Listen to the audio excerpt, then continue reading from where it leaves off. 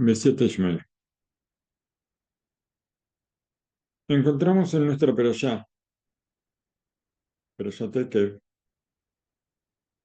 entre otros versículos, Beyanja, Beiribeja, Beajilja, Etaman. Como que Hashem nos lleva por el camino, nos hace tener hambre y nos alimenta con el man. El Hafez Haim, Sejas Libraja, él explica la intención de la Torah, que nos quiere enseñar que una persona puede ir a trabajar. Por supuesto que no está prohibido ir a trabajar. No trabaja ¿para qué? Para traer sustento a la casa. Pero acá habla de una persona que va a trabajar. Y del trabajo, o sea, este trabajo donde él va para tener el pan para comer. Y la comida, ¿para qué la utiliza? Come para que esto le dé fuerzas, para poder ir otra vez a trabajar. Y así sigue. Toda la vida, dice el Hafez Haim, toda la vida de esta persona está alrededor de la comida y del trabajo. Y aparte de eso, no hay ninguna esencia, ninguna cosa especial en todos los días de su vida sobre la tierra. Sobre esto dijo David Amelech, alaba Shalom, en el Teilim, en el capítulo 12, Sabib Reshaim y Talhun, alrededor de los malvados. Los malvados deambulan todo el tiempo alrededor de ellos mismos. Y esto trae una señal en la Torá que dice, la continuación del versículo, si no me equivoco, la continuación del versículo dice, Quiló al alejen levadó y Giadam, que no solamente con el pan, sobre el pan, va a vivir la persona. No vivimos solamente para comer y comemos para trabajar. Estar todo el día ocupados solamente en el pan que nos vamos a comer, sino que Kol Motzi Pi Hashem y Giadam, sobre lo que Hashem saca de su boca, sobre lo que Hashem nos habla y nos dice. Sobre esto vive la persona, ocuparse de su servicio, el servicio a Hashem, cumplir con la Torá y los preceptos. Algo parecido también está escrito en el libro Bet Shemuel Aharón, perdón, y que nos explica la Gemara que dice en el Tratado de Betzá. Dijo Rabisera, Ine Bablai Tipshei, de Ajlenama Benama. Hay algo que nosotros decimos, no sé si se dice en todos los países, ustedes me dirán si sí o si no, pero en la Argentina decíamos que una persona que come, una persona tonta come pan con pan, así. Coma pan con pan, comida de tontos, así decíamos. Acá trae algo parecido, pero esto es el original. Dice, miren a los babilonios tontos, que ellos comen pan con pan. ¿Qué significa? Que ellos comen el pan. ¿Para qué? Para tener fuerza, para después otra vez comer el pan. Y no ponen atención. ¿Para qué bajaron a este mundo? Para servir a Shem, para servir a su creador. También con la comida. ¿Cómo servimos a Shem con la comida? La comida nos da fuerza para servir a Shem. Y aparte, comemos con Divrei Torah, comemos con bendiciones. Y esto es parte del servicio a Shem. También nosotros con la comida, que es algo puramente material, nosotros podemos servir a Shem. Esto trae un folleto que se llama Derech Emuná, el camino de la fe. del Rab Itamar Rosenblum Schlitter. Y ahora nos vamos al ver a Perashá del Rab Abraham Elimelech Biderman, que nos dice y nos habla también sobre la comida. Porque en la Perashá está escrito, Bejalta besabata uberachta et Hashem elokeja. Vas a comer, vas a sentirte satisfecho y vas a bendecir a Hashem tu Dios sobre la tierra que te dio. Y está escrito en el Zohar Kadosh. A ver la traducción. Que el Birkat Hamazon es muy querido para Hashem. La bendición que nosotros recitamos después de comer el pan es algo muy querido para Hashem.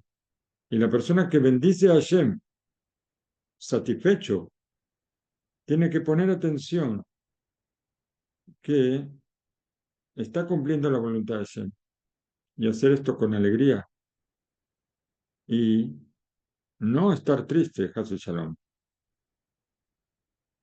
Como nosotros bendecimos con alegría y con buen ojo, también Hashem nos va a dar alegría y buen ojo. Nos va a dar con alegría y con buen ojo toda la bendición que tiene para nosotros. Y así nunca vamos a estar tristes, sino con alegría y con palabras de Torah. Sobre esto, sobre la bendición del Birkat Hamazon, son conocidas las palabras del Magid Agadol Mimesrich, el Magid Mimesrich, es el libro acá, que él advertía mucho en la intención que hay que poner en el Birkat Hamazon, más que en la tefilá. ¿Cómo puede ser? ¿Cómo puede ser que nosotros tengamos que poner atención en el Birkat Hamazon más que en la tefilá? ¿Puede ser una cosa así? En la tefilá hay que prestar atención, por supuesto. Y en el Birkat Hamazon más. ¿Cómo se puede entender? A ver, vamos a ver, ¿dónde estamos despiertos? Más en el Birkat Hamazon que en la tefilá. ¿Por qué?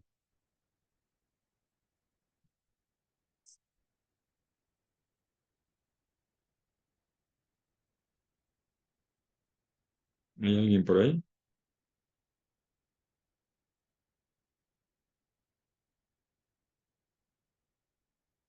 Sí, Rap, eso sería porque ahí en el Virtual Amazon mencionas precisamente y agradeces que hay un creador que sustenta y alimenta a todo ser creado, pues,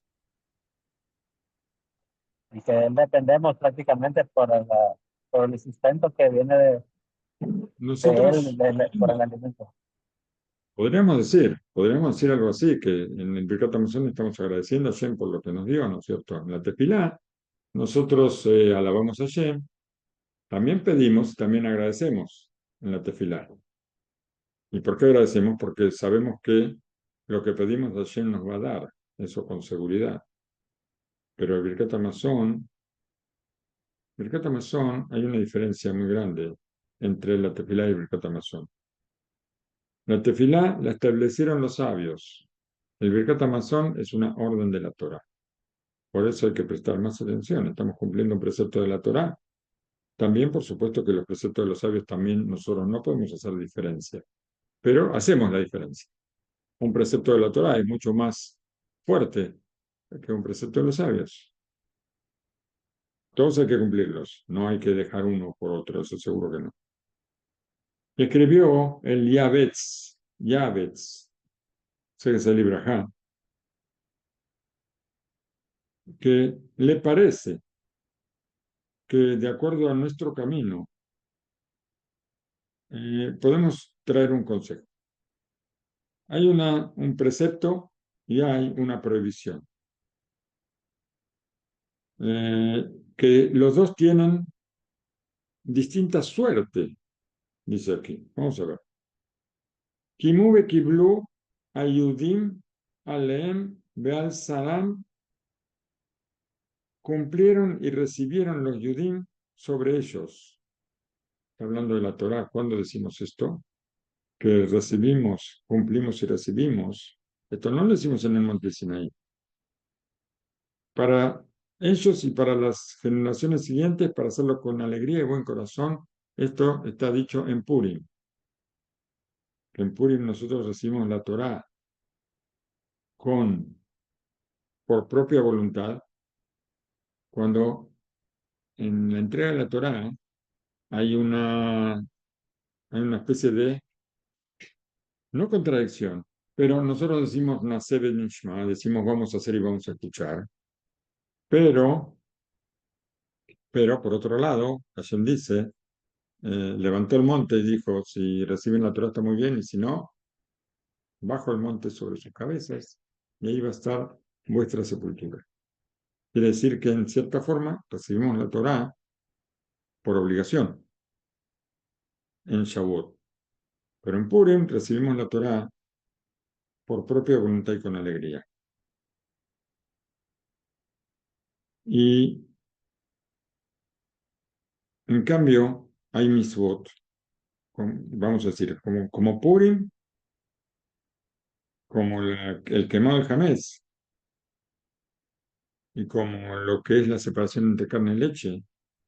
Todo esto nosotros lo hacemos con mucha alegría,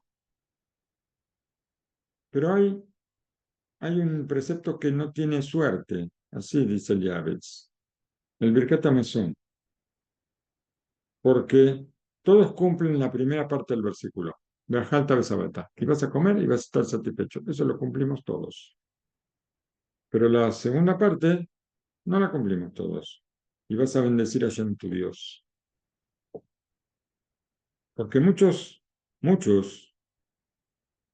comen los manjares y con tranquilidad, con alegría,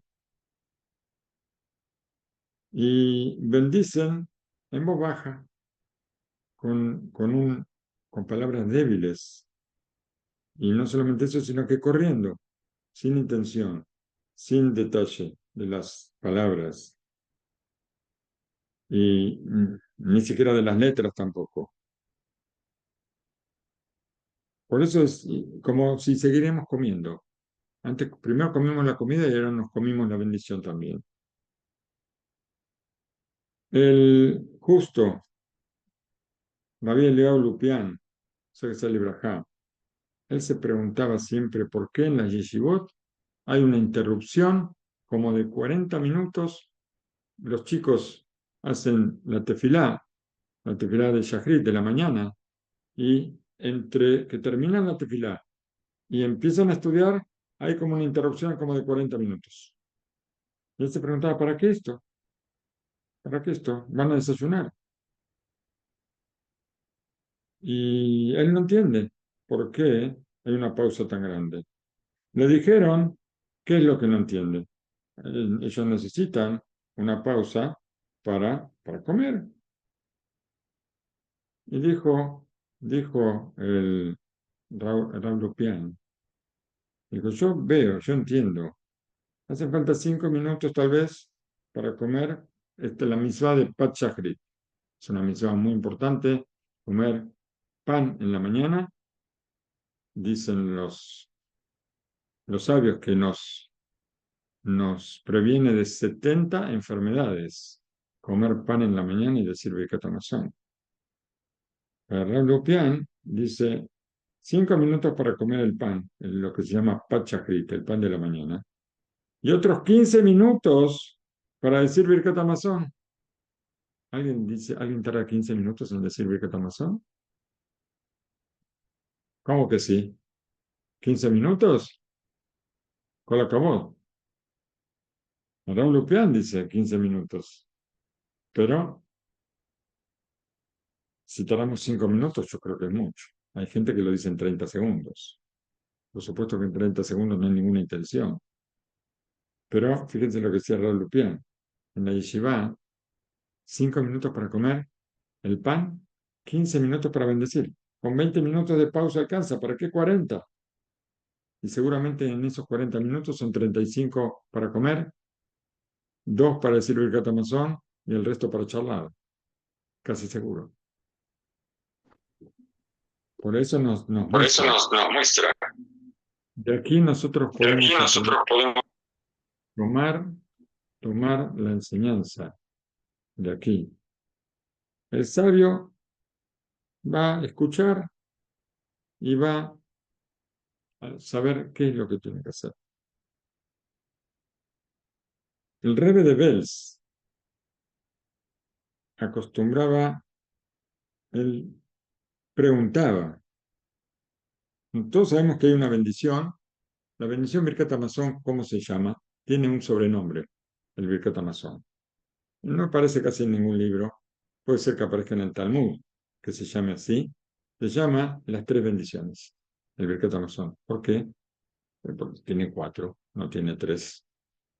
Pero se llaman las tres bendiciones porque originalmente tenía tres bendiciones. Y después, después de la disolución del Bet HaMikdash, creo, se agregó la cuarta bendición. Después de que pasó lo que pasó en Yavne, ahí se agregó la cuarta bendición a Tov HaMetiv. Pero hay un compacto del Birkat Hamazon que es lo que se llama Me'en Shalosh, como tres. El Birkat Hamazon se llama las tres bendiciones, hay un como tres. ¿Cuál es el como tres? El como tres es cuando nosotros no comemos pan, comemos galletas o, o tortas o sea, mesonot, o comemos alguna fruta de la tierra de Israel, que se le dice a la es, ve al periaetz, al mesonot le decimos a la mejía, ve al calcalán, y al vino le decimos a la gefen, ve al periagefen. Esa bendición se llama Me'en Shalosh, no porque se bendice sobre tres cosas, sino porque es como un compacto del Birkat Hamazon. Y el Rebbe de Belz, él se preguntaba, un compacto, un resumen de algo, tiene que tener lo que está en ese conjunto, ¿no es cierto? Si en el Birkat Hamazon es, Baruch Hashem, es largo y tenemos mucha bendición por cada cosa que recitamos del Birkat Hamazon, el compacto del Birkat Hamazon, que es el Men Shalosh, debería tener fragmentos del Birkat Hamazon. De repente hay algo que no está escrito en el Birkat Hamazon, déjenme buscarlo en la Berajá.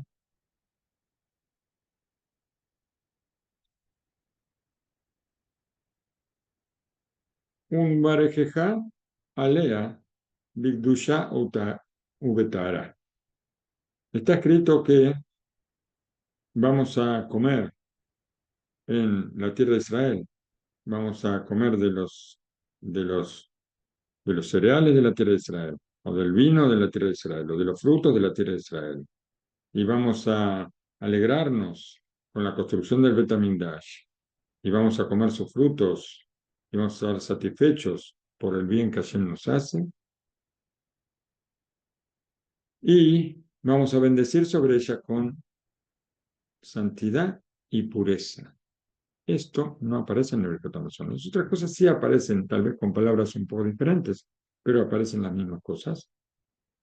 Pero esto de que vas a bendecir sobre ella con santidad y con pureza, no aparece en el Birkat Hamazon.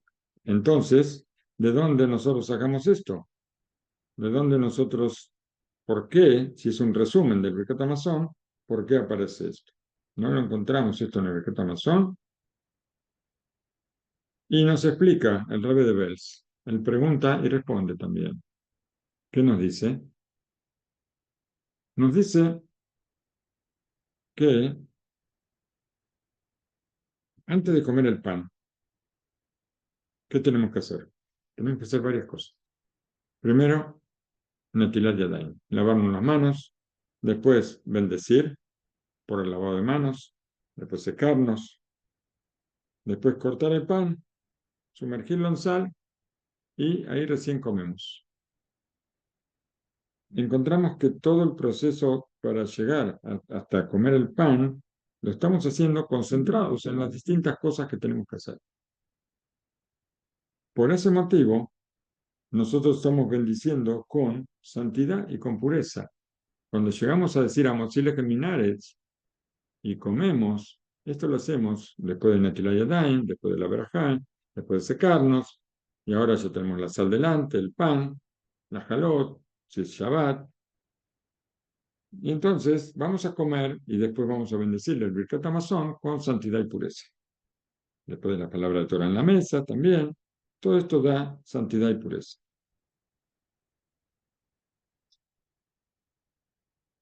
En cambio, cuando nosotros no comemos pan, vamos a comer unas galletas o una torta. Ahí no hace falta ninguna preparación. Decimos Boré mi neme sonó. Y comemos la torta. También esto puede ser algo pasajero, que comemos un pedazo de torta y enseguida ya decimos la bendición Men Shalosh. Tampoco hubo libro de Torah porque no estábamos solos. Comimos en un minuto y ya vamos a decir el Men Shalosh. Entonces, ¿dónde está la santidad y la pureza? No están. Por eso tenemos que agregarlo en la bendición. Agregar esto es muy importante. De paso, encontramos muchos justos de los piadosos de Babo, del Rebbe de Babo, que ellos eran muy meticulosos de todos los días decir la bendición Me'en Shalosh para traer estas palabras que no aparecen en el Birkat Hamazon. Decir que bendecimos a la tierra con santidad y pureza es una categoría muy alta. Y por todo este motivo también eh, eh, escuchamos sobre un sabio que escribió un libro que se llama Seder Agilá, Shel Yudí, el, el, la forma de comer. Hay un libro que habla sobre la forma de comer, pero parece que mucha gente no lo leyó, porque lamentablemente vemos, fundamentalmente aquí en Israel, no sé qué pasa en el exterior, pero en el exterior, no sé, yo veía que era diferente. ¿Por qué? Porque cuando había una fiesta, un casamiento, allá las fiestas duran horas. Entonces la gente se siente tranquila, come tranquila, baila, come. A veces hasta el desayuno se llegaba. Aquí no, aquí las fiestas terminan, son rápidas. Acá las fiestas, no importa la hora que empiecen, pero a las 11 terminan, salvo que sea en un salón que esté alejado de la ciudad y que puede durar un poco más la fiesta. Pero normalmente la fiesta aquí termina a las 11 de la noche porque hay gente que vive en las casas alrededor del salón y después a las 11 de la noche no se pasa ruido. Entonces, a las 11 termina. Entonces la gente tiene que aprovechar, hay que comer rápido y hay que comer. Y los modales desaparecen. Parece este libro de no sé, El orden de la comida. Habría que leerlo mucho aquí. Y ahí nos cuenta de cómo se veía este Rab cuando él recitaba el Birkat Hamazon, que lo hacía con santidad y con pureza. Por supuesto que hay mucho, muchísimo, muchísimo para hablar sobre esto, pero el tiempo no nos va a alcanzar. Tenemos también en la Perashá lo que se llama la Perashá del temor. ¿Qué significa la Perashá del temor? Una película de terror.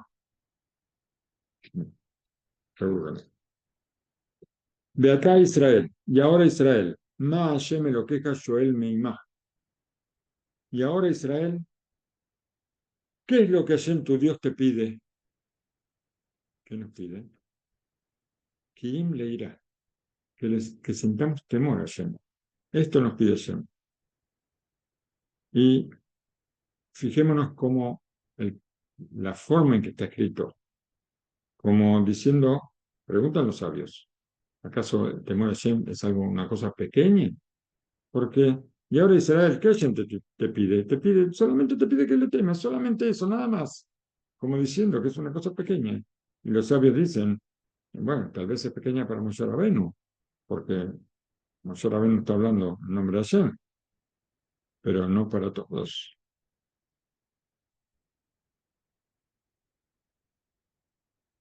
Ya dijeron nuestros sabios que hay a todos les gusta, ¿qué les gusta a todos? La segulot, ¿no es cierto? Y una segulá para el sustento, por ejemplo, leer la Perashat Amán, que está escrita en Perashat Beshalach, no de Amán a Rayá, sino la perashá del man, de la caída del man. Esa perashá se llama la perashá del sustento, aparece en todos los sidurim, aparece después de la Tefilá Shachrit. Después de la Tefilá Shachrit hay muchas cosas que decimos. Lo más importante que hay que decir, que eso sí es algo muy importante, lo que son para Ashkenazim los 6 recuerdos o para Sefaradim los 10 recuerdos. Esas cosas es muy importante recordarlo todos los días. Después están los 13 principios de la fe, que también eso hay que leerlo todos los días, porque si no, ¿dónde va a estar nuestra fe? Y después hay otras cosas más. Está la Perashat Man, la Perashat Amán, la Perashat Sustento, está la Perashat Airá, que es esta Perashá, una parte de esta Perashá. Hay varias cosas que segula para esto, segula para esto, segula para esto. Segula para Parnasá, la Perashat Amán. Segula para tener hijos cuando los Dudaim, lo que Rubén fue a buscar al campo, el que trajo para Lea, y Rachel le pidió. Ahí está escrito que le pidió porque Rachel no podía tener hijos. Y le pidió esto los Dudaim de que el hijo le trajo a Lea. Y Lea, ¿qué le dijo? Ya me robaste a mi marido y ahora me robas los Dudaim de mi hijo. ¿Cómo puede ser que Lea diga una cosa así? Lea Sadeket diga una cosa así. Porque Rachel era más Sadeket. Rachel no le robó. Caso ya no. Rachel le robó al marido. El marido, Jacob era para Rachel, no era para Lea. Cosa que Lea no lo sabía. Y Rachel, cuando le da los simanim, las señales a Lea, no le dice que son señales.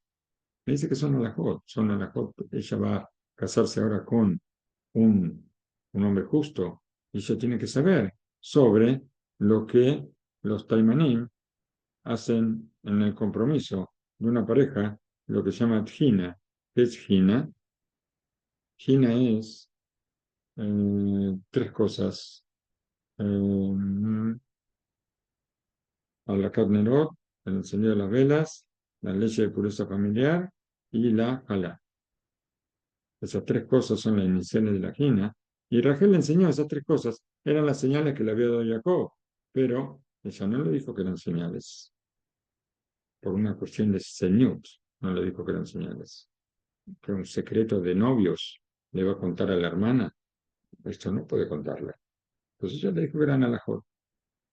Eran alajot. Entonces Lea nunca supo que hubo un pacto entre Rachel y Jacob, porque era algo que no tenía que saber.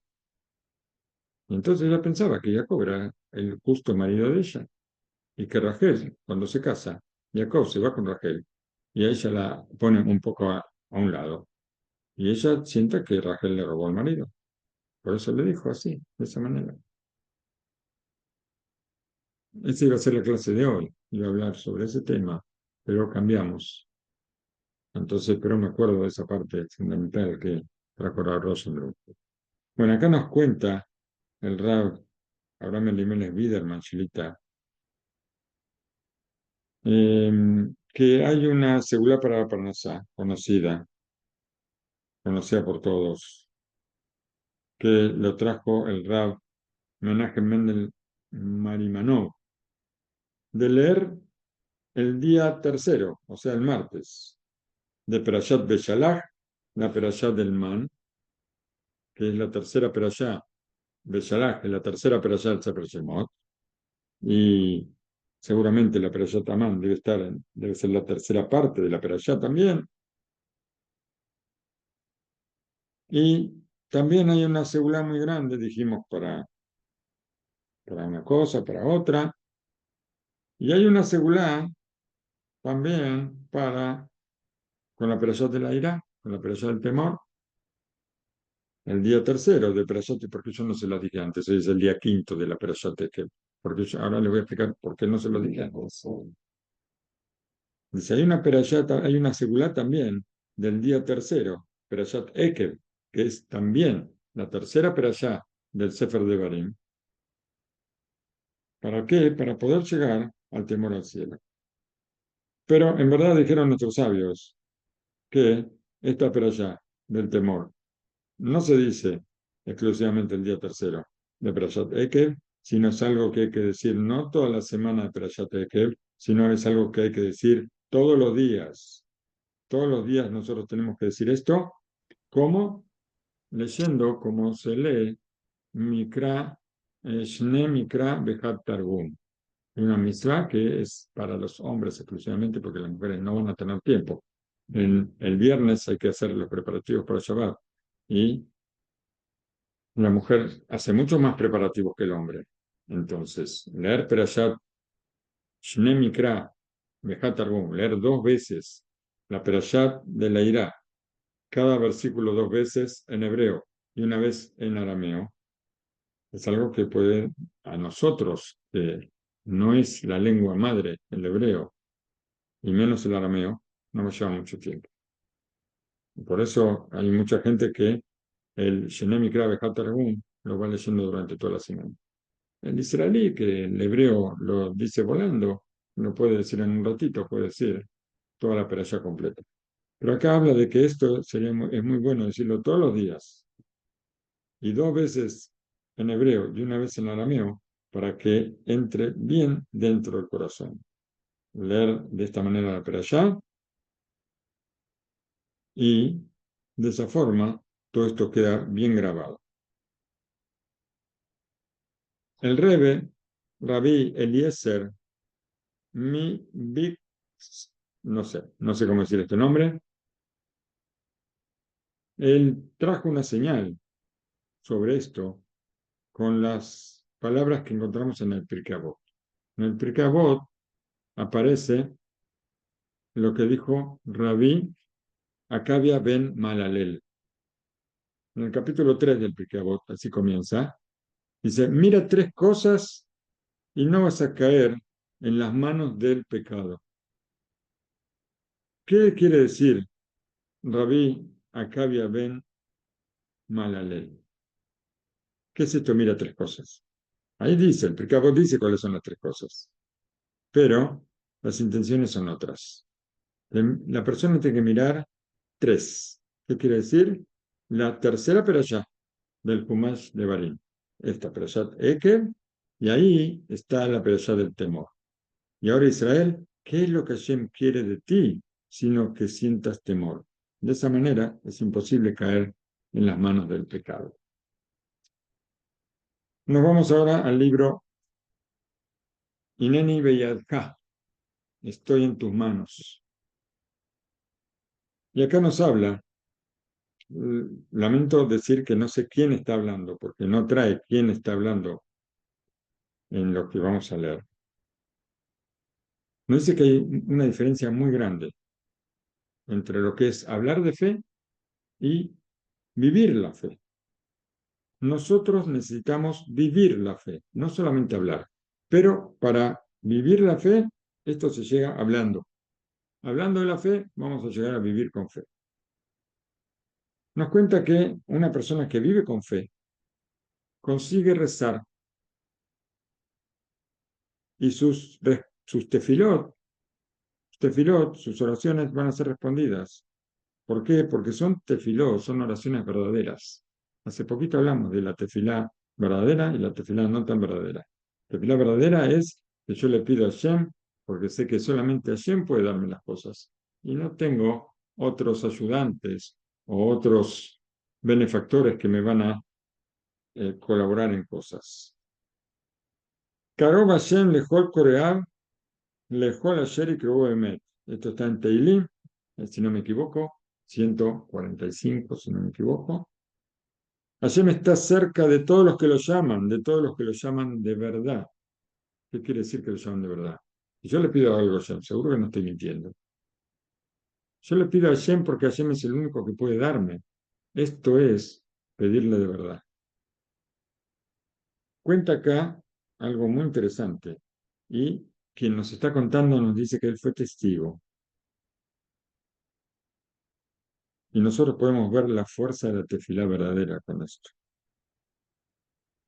Y fortalecernos, cada uno, no solamente en la fe, sino en la supervisión particular de Hashem con cada uno de nosotros.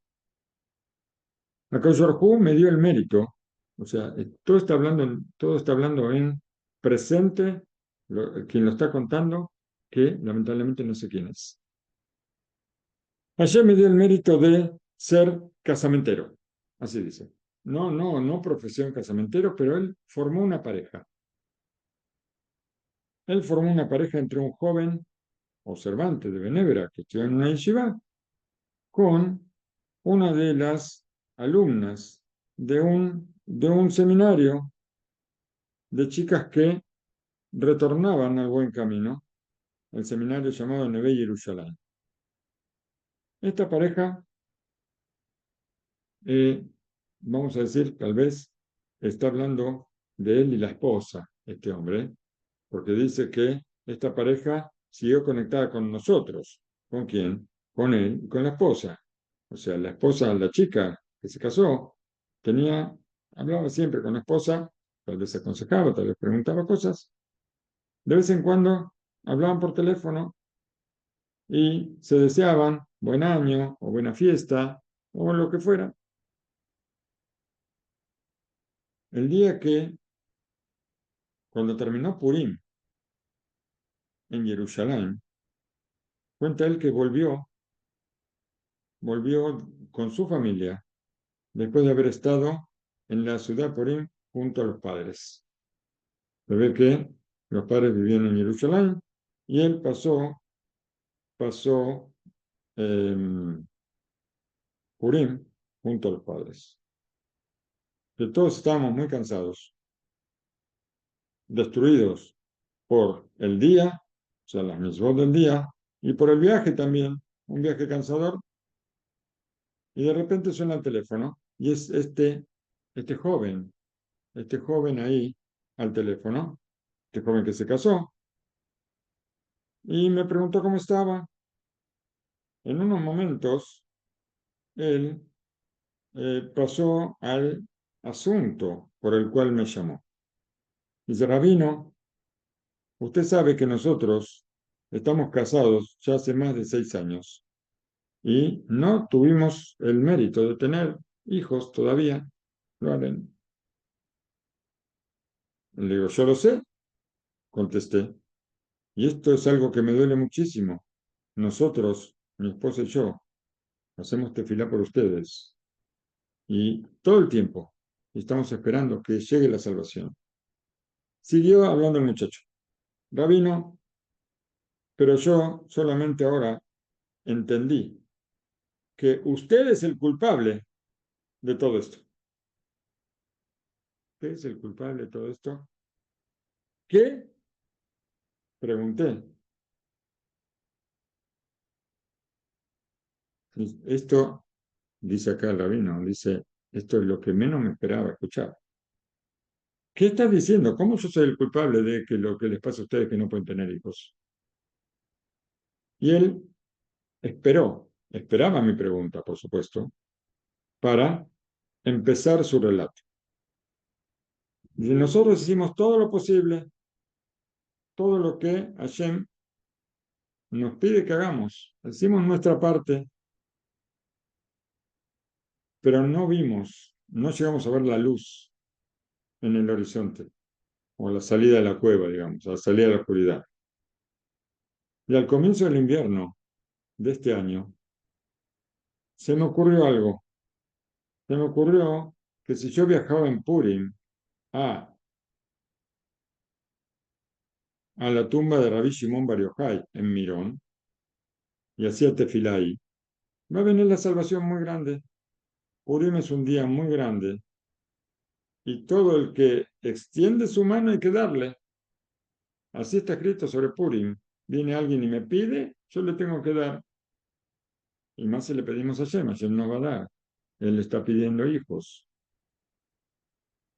Todo el invierno esperé hasta Purim. Purim aquí es al final del invierno. Y me preparé cómo viajar ese día para llegar allá. Llega Purim y yo abro los ojos en la mañana miro el reloj y me quedé paralizado. Son las 8:30 de la mañana. ¿No puede ser? Yo soy una persona que me levanto todos los días a las 6, dice el joven. ¿Cómo me pasó a mí esto? Yo quería, me espera un día muy, muy cargado de cosas y yo necesito viajar a Mirón.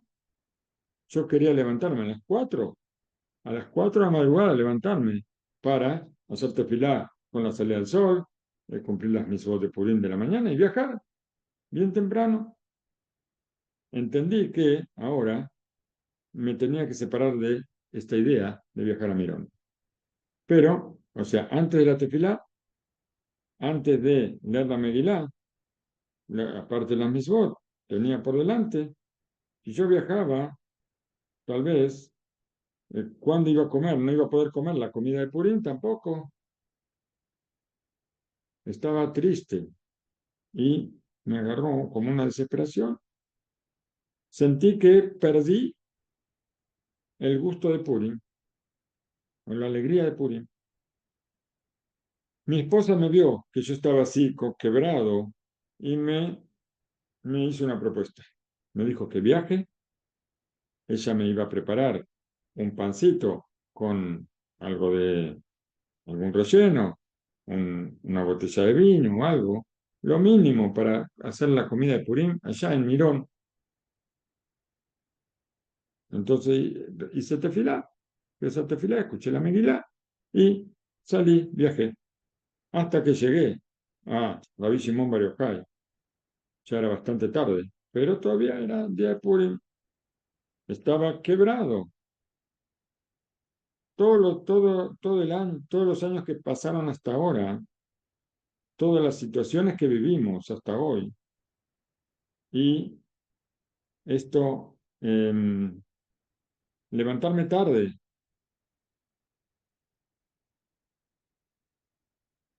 todo se me juntó de una sola vez. Me puse a llorar en forma terrible, como en mi vida lloré. Yo lloro, lloro y lloro, y trato de ocultarme entre la otra gente. Fui a una de las mesas que hay ahí en Mirón, hay mesas donde uno se puede sentar a comer, y bajé la cabeza y lloré,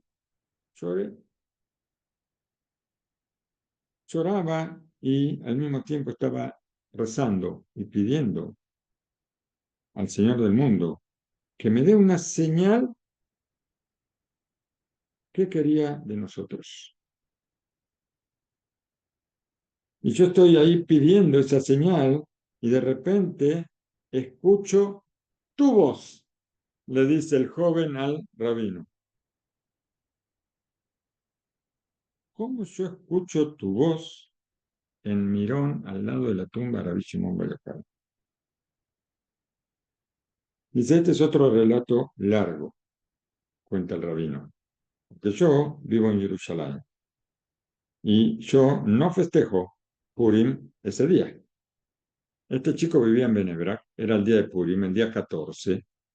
En Purim se festeja el día 15.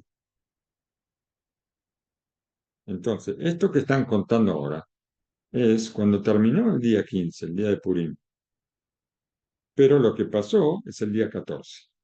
El Rab contó que él llegó de la casa de los padres de festejar Purim en Jerusalén y que cuando llegó a la casa, cansado, sonó el teléfono y lo llamó a este joven, que le está contando esta historia. Entonces les explico para que no nos mareemos con lo que pasó. El día anterior, que para el Rab no era Purim, para el rabino no era Purim, él viajó a Sfat. Sfat es al lado de Mirón. Viajó a Sfat a conversar con, no sé si con una pareja o con quién fue a conversar, algún tema, a arreglar un tema, y cuando estaba en Sfat, él cuenta que se le ocurrió ir a rezar minjá a Mirón. Entonces se fue a Mirón. Fue a Mirón, entró ahí donde está la tumba de Rabbi Shimon Bar Yochai, y sin pensar mucho, le ofrecieron ser oficiante de la Tefilá de Minja, y fue oficiante. Y esto le trajo muchos problemas, ser oficiante de la Tefilá de Minja. ¿Por qué? En Miroa, ese día se festejaba Purim. En Sfat, en todos lados, menos en Jerusalén. Él vive en Jerusalén y él festeja Purim al día siguiente. Entonces, cuando se pone a ser oficiante, le surge un problema cuando tiene que él repetir la mida. ¿Cuál es el problema? Llegó a la parte donde se agregan las cosas para Purim y él pensó que por cuanto es que él vive en Jerusalén y él no festeja Purim ese día, entonces él no tiene que decir el agregado de Purim. Pero un momento, toda la gente que está ahí tiene que escuchar la parte de Purim, porque son todos gente que está festejando Purim. Y él es posible que se equivocó, él mismo reconoce, pero así hizo, empezó, empezó a hacer señas a la gente. Él siguió sin decir la parte de Purim y la gente le empezó a gritar y él quería hacer señas diciendo que quería decir que él era de Jerusalén, pero no podía hablar. Entonces, él hacía señas, la gente no lo entendía, le decían que diga la Nesim, y él no decía la Nesim, y así hubo gritos, un montón de gritos, y aparentemente esto fue lo que escuchó este joven. Escuchó la voz de él, del rabino, que había propuesto la unión de la pareja hace más de 6 años atrás.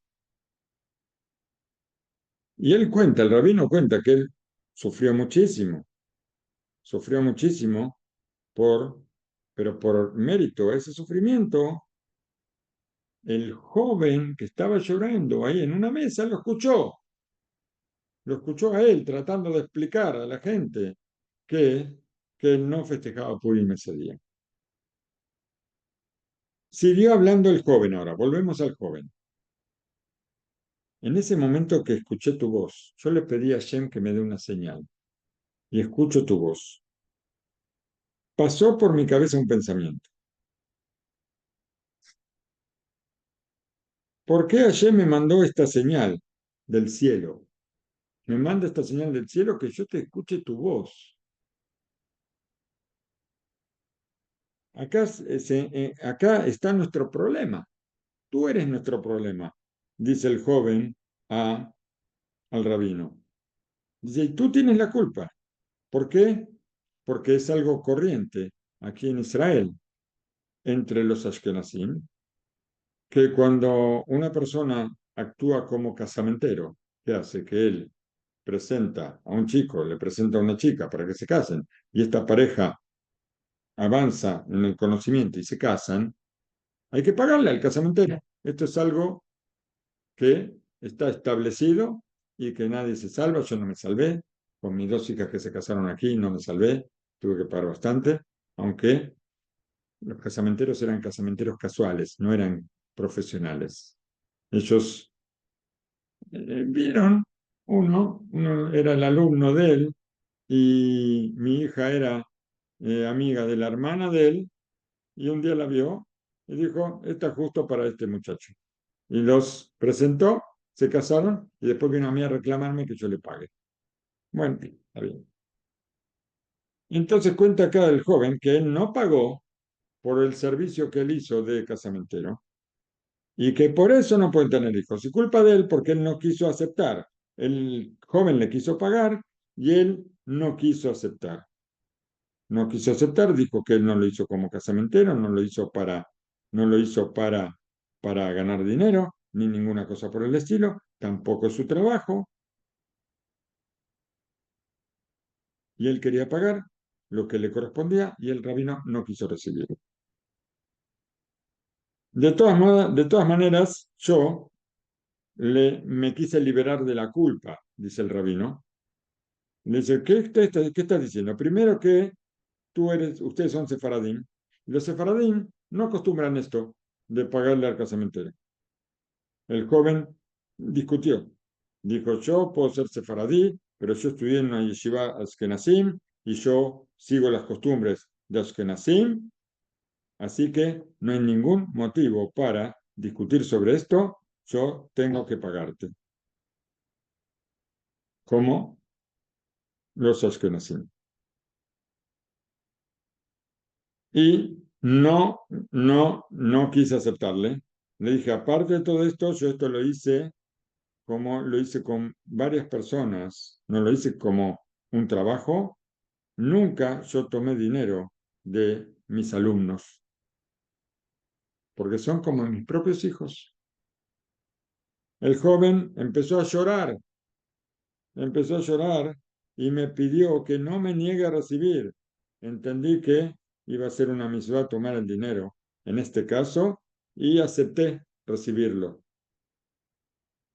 Y le dije que yo iba a sacar ahora unos libros sobre mis conferencias y que los costos para editar los libros eran altos y yo iba a utilizar lo que él me daba para pagar parte del proyecto. El joven me dijo, Rabino, usted puede hacer con el dinero lo que usted quiera, el dinero es suyo, no tiene que darme ninguna explicación y en unos minutos yo voy a estar en su casa con el dinero, le dije. Traté de decirle que no había apuro, que no había ninguna urgencia, ¿para qué tanto apuro? Y el joven me dijo así, que él quería terminar con el asunto. Me suplicó que quería terminar con el asunto hoy mismo, no esperar absolutamente nada. Y llegó en unos minutos, me dio un sobre con dólares y le mostré mis libros, pero él otra vez me dijo que no hay ninguna relación entre una cosa con la otra, que el dinero es mío, le di una bendición y se fue. ¿Esto cuándo fue? Cuando terminó Purim. ¿Cuándo terminó Purim? El día 15, 15 de Adar. O sea, ya ha comenzado el 16 de Adar. Cuando terminó Purim. Ya es 16 de Adar. El día 16 de Kislev. Yo recibo una llamada. Otra vez este joven llorando. Otra vez. Y yo apenas consigo entender. Rabino, yo lo llamo a usted desde la sala de partos. Nos nació una niña y usted es la tercera persona en recibir la noticia. Llamamos primero a mis padres y a mis suegros y ahora a usted. Y en este momento hacemos la cuenta. Desde el 16 de Adar hasta el 16 de Kislev hay exactamente 9 meses. Se pueden fijar. Hay una supervisión particular en el mundo. El mundo, el mundo está gobernado al detalle. Si, si yo me hubiera despertado temprano el día de Purim, no me hubiera encontrado con usted en Mirón. Hashem me envió a mí al norte, ahora cuenta el rabino, para otra cuestión que tenía, una cuestión especial que tenía que hacer ahí en el norte, y también fui en ese momento a Mirón. Después yo tenía que correr a Jerusalén para llegar a escuchar la Megilá a la noche. Pero justo en ese momento, inclusive era un poco tarde, como dijimos, él tenía que llegar a Jerusalén para escuchar la Megilá, y él entró con todo ese problema que tuvo al ser oficiante. ¿Para qué? Para que este chico me escuche. en medio de su llanto, a pesar que estaba llorando, y me escuche. Con esto nosotros encontramos dos puntos fundamentales que son que hay que resaltar. Primero, la fe en la supervisión particular. Hay un creador que conduce, gobierna todo el mundo. El mundo es como un rompecabezas que solamente hay que armarlo, pero solamente Hashem lo puede armar. Él arma y desarma. Él hace todas las cosas para que pasen cosas que nosotros ni podemos imaginar. Segundo, nosotros rezamos con, con todo el corazón se abre. Y cuando nosotros rezamos con fe, con la fe que solamente Hashem puede ayudarnos, nuestra oración es recibida, nuestra oración hace el efecto que tiene que hacer y lo hace inmediatamente, siempre y cuando sea para nuestro bien, por supuesto. Que Hashem nos dé, que Hashem nos haga merecedores a todos de poder vivir con fe, no solamente hablar de la fe, vivir con esta fe, una fe completa en Hashem Baraj, en su supervisión, dentro de y que podamos nosotros rezar con esa fe y pedirle, y a Hu va a cumplir todos nuestros deseos, los deseos de nuestro corazón para bien.